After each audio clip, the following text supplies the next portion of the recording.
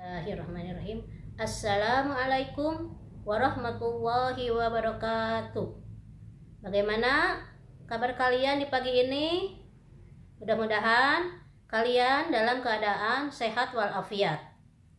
Alhamdulillah, pada kesempatan ini kita diberi oleh Allah suatu anugerah yang begitu luar biasa, berupa jatah usia dan juga kesehatan. Sehingga di pagi ini kita bisa bertatap muka. Mari kita menjaga kesehatan dengan tetap menjalankan protokoler kesehatan. Ibu sarankan kalian tetap semangat mencari ilmu, meskipun untuk sementara sekarang kita masih belajar dari rumah.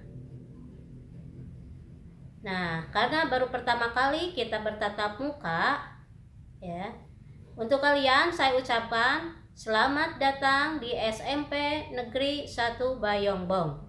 Perkenalkan, nama Ibu Yuliani, mengajar mata pelajaran Pendidikan Agama Islam dan Budi Pekerti di kelas 7. Nah, sekarang persiapkan untuk mengikuti pembelajaran di pagi ini.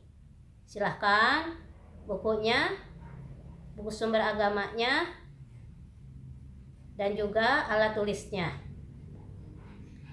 Dalam beberapa menit ke depan, di semester pertama dan di bab pertama, kita akan mempelajari materi yang berjudul Lebih Dekat dengan Allah melalui nama-nama yang indah.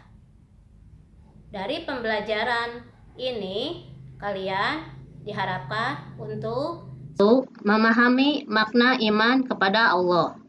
Yang kedua, memahami makna Asmaul Husna. 3. Memahami hikmah iman kepada Allah melalui Asmaul Husna. Dan yang keempat, menerapkan perilaku melalui contoh yang mencerminkan keteladanan terhadap Asmaul Husna. Nah, kita mulai dari iman kepada Allah. Ibu sebelumnya mau bertanya, pernahkah kita merasa dekat dengan Allah sehingga hati kita merasa tenang dan juga merasa nyaman?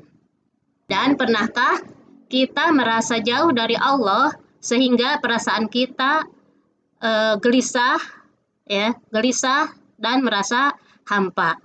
Maka berbahagialah orang yang dekat dengan Allah karena akan merasakan kebahagiaan.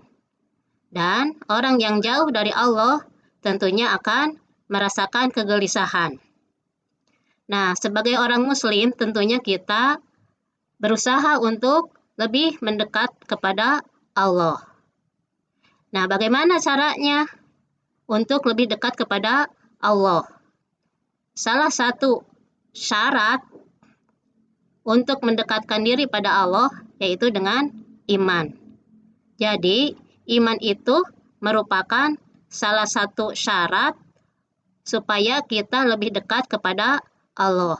Seperti halnya ketika kita berdoa dalam kehidupan sehari-hari atau memohon kepada Allah sesuatu yang kita butuhkan, tentu sebelumnya kita harus lebih yakin kepada Allah bahwa Allah betul-betul akan memberikan apa yang kita butuhkan.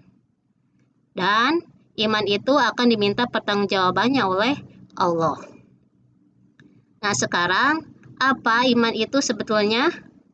Nah, kita lihat bahwa kata iman itu diambil dari bahasa Arab. Secara harfiah artinya percaya atau yakin. Sedangkan secara istilah, iman itu adalah mempercayai atau meyakini dengan sepenuh hati dengan diucapkan oleh lisan dan dibuktikan dalam perbuatan sehari-hari. Jadi, kalau kita hubungkan dengan Allah, pengertian iman kepada Allah adalah mempercayai atau meyakini Allah dengan sepenuh hati, diucapkan dengan lisan, dan dibuktikan dalam perbuatan sehari-hari dengan cara melaksanakan perintah Allah dan menjauhi larangan Allah. Nah, kita lihat juga dasar hukum dari iman kepada Allah. Terdapat dalam Quran surat An-Nisa ayat 136. A'udzu billahi minasyaitonir rajim. Ya ayyuhalladzina aminu billahi wa rasulihi wal kitabil ladzi nazzala ala rasulihi wal kitabil ladzi anzala min qabl. Wa may yakfur billahi wa malaikatihi wa kutubihi wa rusulihi wal yaumil akhir faqad dhalla dhalalan ba'ida. Yang artinya, wahai orang-orang yang beriman, tetaplah beriman kepada Allah dan Rasul-Rasulnya dan kepada kitab Al-Quran yang diturunkan kepada Rasulnya serta kitab yang diturunkan sebelumnya. Barang siapa yang ingkar kepada Allah, malaikat-malaikatnya, kitab-kitabnya, rasul-rasulnya, dan hari kemudian, maka sungguh orang itu telah tersesat sangat jauh. Dari pengertian tadi, bisa kita lihat betapa pentingnya iman itu. Karena keimanan seseorang itu akan mempengaruhi keimanan kepada yang lainnya. Sehingga sebagai seorang muslim, kita harus berusaha memahami hakikat iman atau apa iman itu, bagaimana cara beriman, dan kepada siapa kita beriman, supaya kita tidak mengalami kesesatan.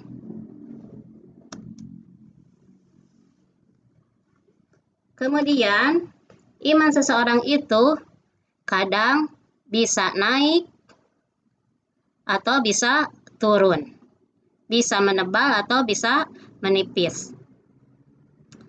Nah, di sini ada salah satu cara untuk meningkatkan keimanan kita supaya lebih kuat, yaitu salah satunya dengan Asmaul Husna. Ya, kalian juga mungkin sudah tidak asing lagi dengan kata Asmaul Husna. Allah memperkenalkan diri kepada manusia lewat nama-namanya yang biasa disebut dengan Asmaul Husna. Jadi, apa yang dimaksud dengan Asmaul Husna? Di sini ada Asmaul Husna adalah nama-nama Allah yang baik dan indah yang berjumlah 99. Kemudian untuk lebih yakinnya, dasar hukum dari Asmaul Husna yaitu terdapat dalam surat Al-A'raf ayat 180.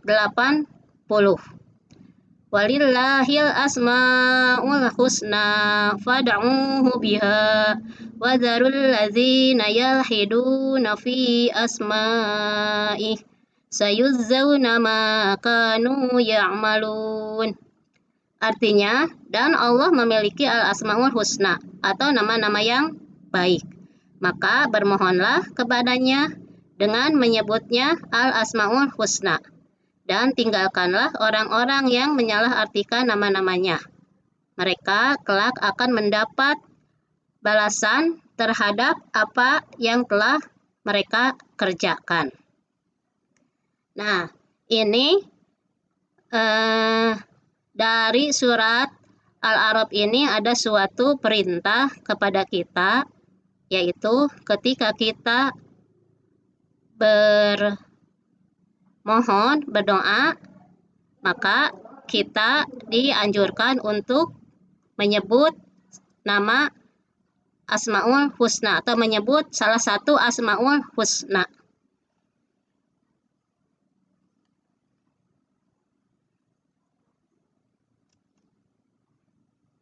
Nah, Asmaul Husna yang kita bahas tidak akan semuanya berjumlah 99, tapi yang akan kita bahas cukup 4 saja.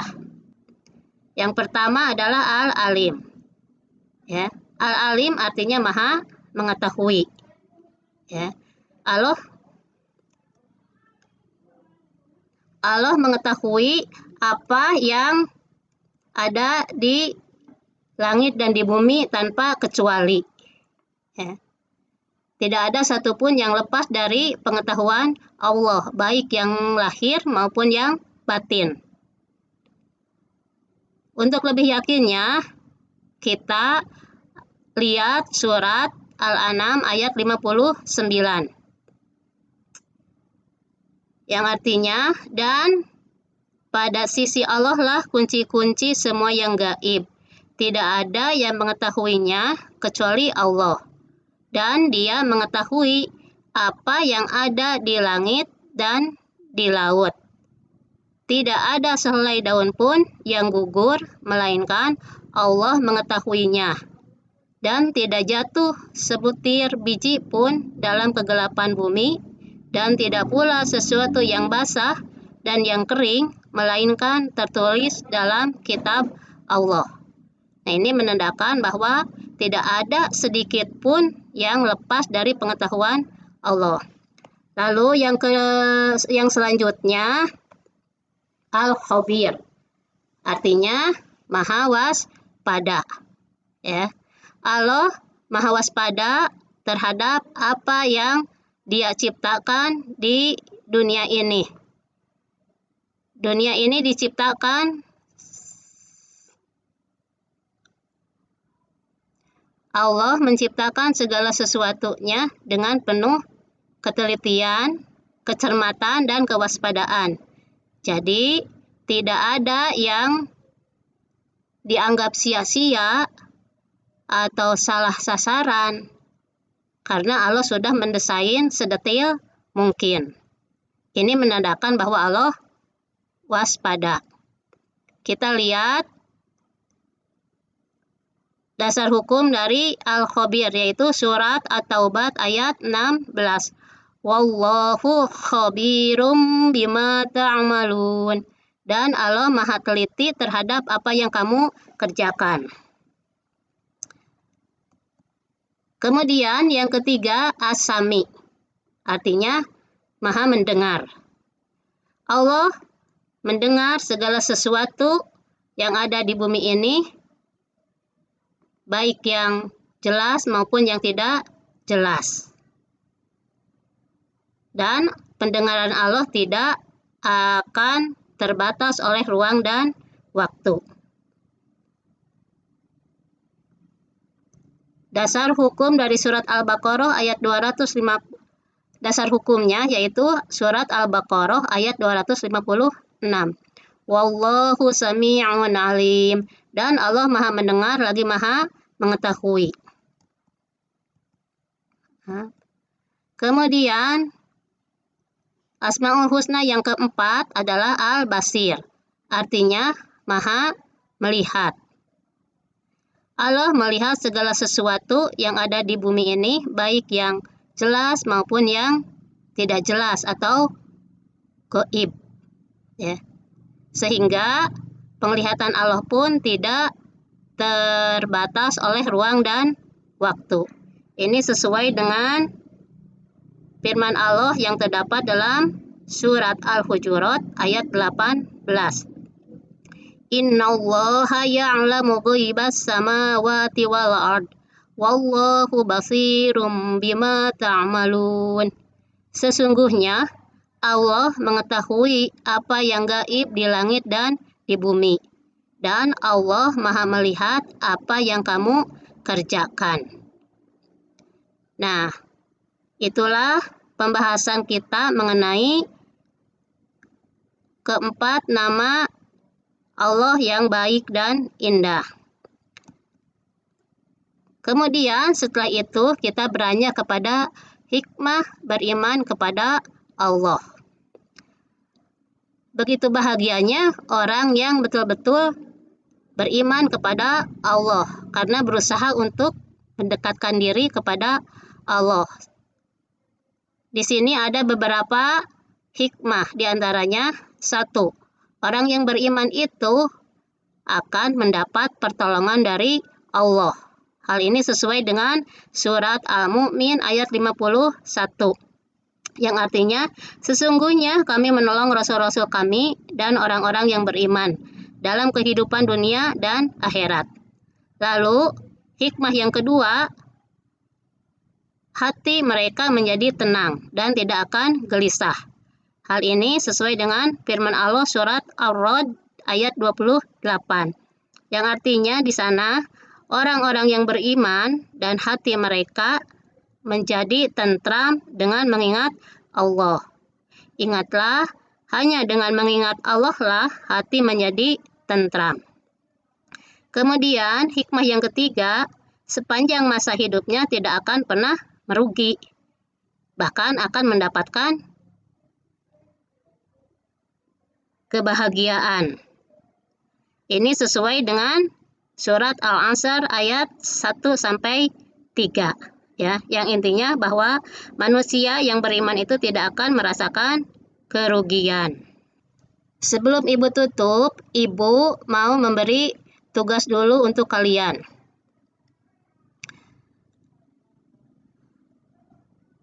Dengan soal 1, tulis masing-masing 2 contoh perilaku yang mencerminkan bahwa Allah mempunyai nama Al-Alim, Al-Khabir, As-Sami, dan Al-Basir. Ya, sekali lagi, tulis masing-masing 2 contoh perilaku yang mencerminkan bahwa Allah mempunyai nama Al-Alim, Al-Khabir, dan As-Sami, dan Al-Basir.